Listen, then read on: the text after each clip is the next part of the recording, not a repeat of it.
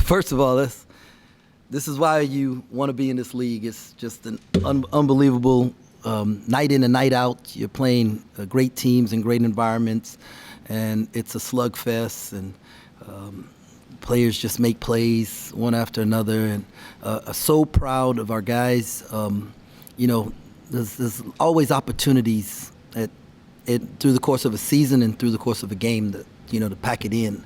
And these guys, they're not quitters. We really, our struggles to this point have been more connection struggles rather than physical ability struggles. And as a staff, we're trying to spend more time with those connections. I have to do a better job with our guys and connect with their hearts. I think that's like the first step. I want to thank our fans. They were an unbelievable night. I say every night, home court. If you have a home court advantage, it's a +10, and they might have been a +15 tonight. So, and then obviously. Kansas is an unbelievable team and program, and so anytime you can beat a team like that, it goes a long way in building confidence and helping you get to the ultimate goal.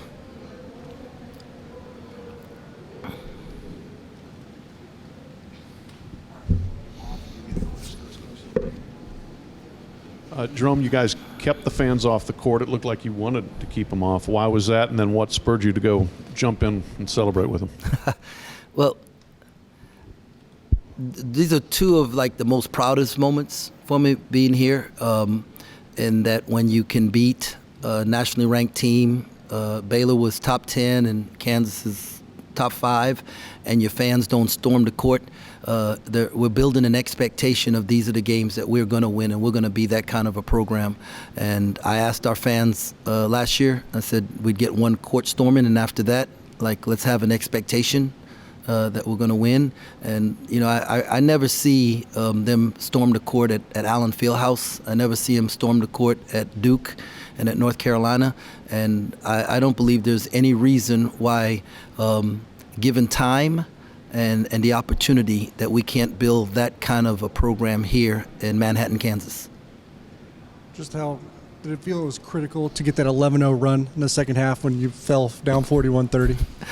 Well, I felt it was critical that we don't give up transition layups right out of halftime, and so the timeout was to get them refocused, and I thought our guys did a great job. TP made I think he had a 8-0 run on his own, but the guys locked back in, and the fact that we was able to make it a ball game again and put some score pressure on them, that helped us.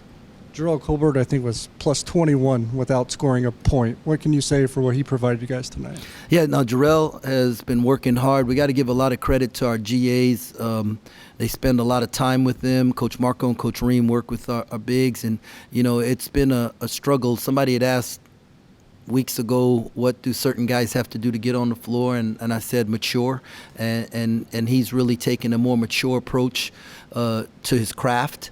And you look at it and you say, well, man, if he has a +8, I think it was a +18 on one score sheet, but you said +21 in 16 minutes, why don't you play him more? Well, I don't know if he's physically ready yet, because game conditioning is different than, just regular conditions. So, he's going to, I just need him to, not think that this is the pinnacle for him and get happy and relax. Right now you got to, lock in and just keep getting better, because the scouting report's going to get better on you. And so, and that's the whole team. But since we're talking about him, very proud of him, though, and the hard work he's put in, and his teammates really trust him. And so that's a big deal. Coach, we've asked you this many times before. What is it about overtime that brings out the best in your team? Yeah, I don't know. They have this belief. I think, in overtime, it's about players making plays, man. And them dudes, they don't feel the pressure, and we work on it every day in practice, but I don't know that that's necessarily the reason. I think guys just make plays and their confidence level grows, and I think our staff does a good job in those moments of not getting tight and giving them confidence. Jerome, what would you say you did, unique to get these guys ready for this moment on a short turnaround? Just dealt with their hearts. I'm just telling, like, I knew that the struggles we had gone through was not necessarily physical struggles, that I hadn't connected with them the way I connected with the team last year. And so you can see they were just playing basketball. They weren't playing with this love, joy, and freedom that we talk about. And because they weren't doing it because they loved us as a staff, right? Like, it's hard to, like, in this day and age of college basketball, it's hard to talk to kids about having pride in the uniform you wear when they've only been at your school for 1 year, and a couple of guys 2 years. But as a staff, if we can connect with their hearts, and then they play because they love us and they know that we're doing what we're doing because we love them, it gives them that little extra fight. And I thought I saw that extra fight tonight because I was transparent with them and told them I hadn't done a good job. And our staff did a really good job of, like, just really spending time. We spent a lot of time together the last couple of days, but it was less about basketball and more about how much they mean to us and how much we believe in them and how much we believe in what they want to do. And this is how we help you get to where you want to go. And winning, right, it will allow them to accomplish all the things they want to accomplish. And so I tell them all the time, I don't know what guarantees winning, but I know what guarantees losing. And so we just have to, and moving forward, we got to continue. Like there's still a stronger heart connection that can take place. We can continue to play better basketball. But you've seen, like, they've proven, like, they told on themselves how good they can be. And now it's up to us to love them, to want to be at that level all the time. And for you, does it mean anything extra to be 2-0 against your rival at home? Not necessarily. It's really cool, right? Really cool to win the game. Really cool. I know the tradition of that program and that man on that other side, right? Like, he may be the best coach in the country with everything: recruiting, coaching, in-game adjustments. I mean, just. Yeah, like, I don't know there's anybody better than him. So for our staff to be able to get our guys to play at a level that gave us a chance to win that game, that is really cool. But I know it's very important to our fans, right? And that's what this was about. I'm really thankful that our fans get to, have another year of, we beat them, and I know that that's important to them. Offensive rebounds had been a point of emphasis. You only gave up 5 today, plus got 2 huge ones towards the end of regulation. How happy are you with that development? Really, really happy. Art, Dave, Jerrel, guys keeping balls alive. Just to out-rebound them was important. I tell you, I think, like, I don't know how we're going to correct the turnover issue, right? Like, I mean, but we've won games with 17 turnovers.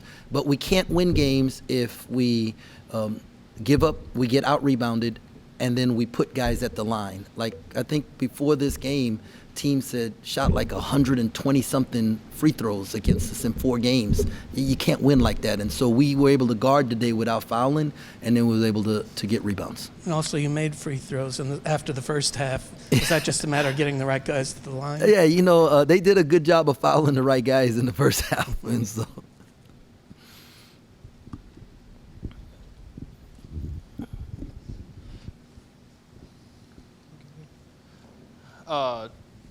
Talking about keeping the guys off the court there, just, you've kind of preached going to them and everything. And to see Tyler Perry go and jump into the stands after everybody else is done, you can kind of tell what the message is kind of getting through to him. Is that kind of a point of pride for you?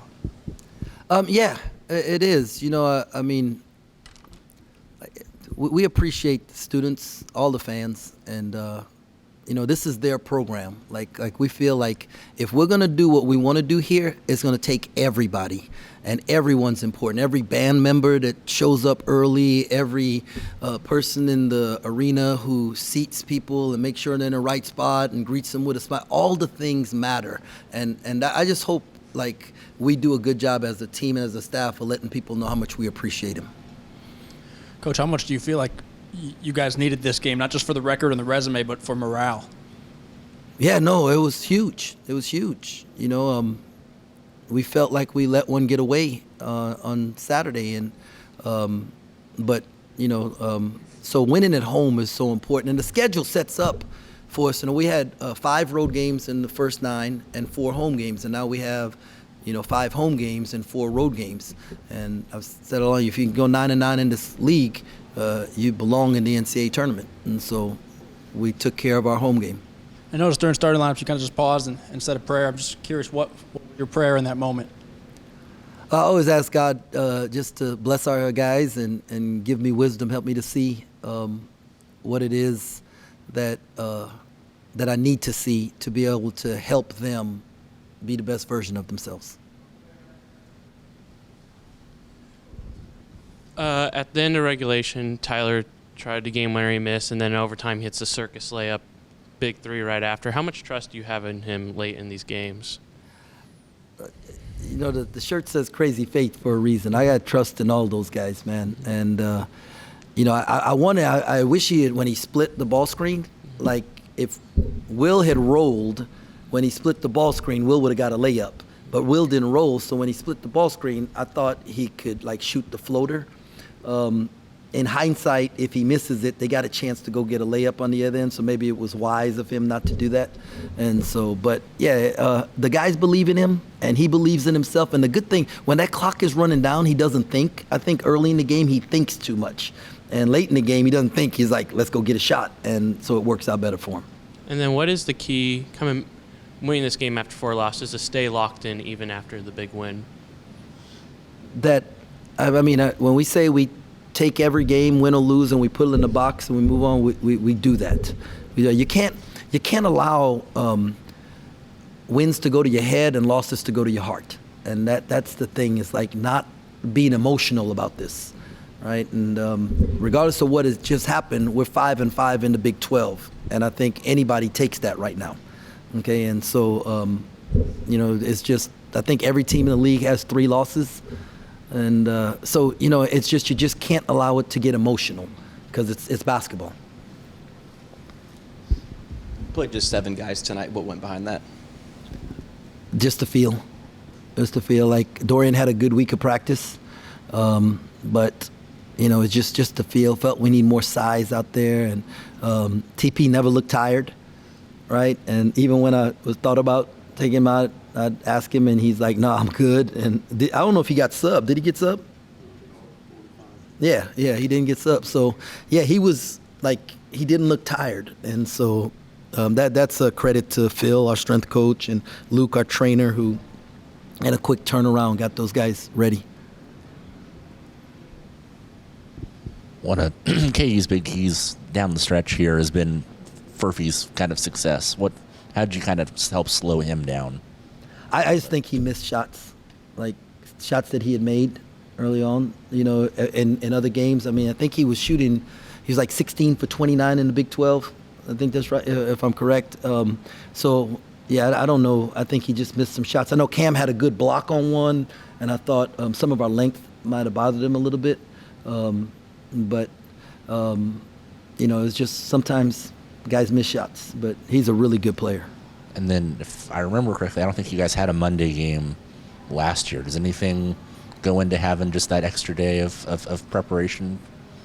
Having the only one day of preparation? Or no, hey, man, to be honored to play on Big Monday is a special thing. And so, last year they didn't think we'd be very good, and so they didn't give us a Big Monday. And this year they gave us a couple, so we're fired up about it and thankful. And the good thing is that you can have, almost 2 days off after this, right? And so that's a blessing of the Big Monday. We heard a little bit of that, the chant that was stopped for a while and came back for a little bit tonight. Did you hear it? Did you just locked in? Yeah, no, I did. I heard it when I was walking out, and I was not very happy. And, we will get there when that is no longer a thing, because we will care more about KSU than anybody else.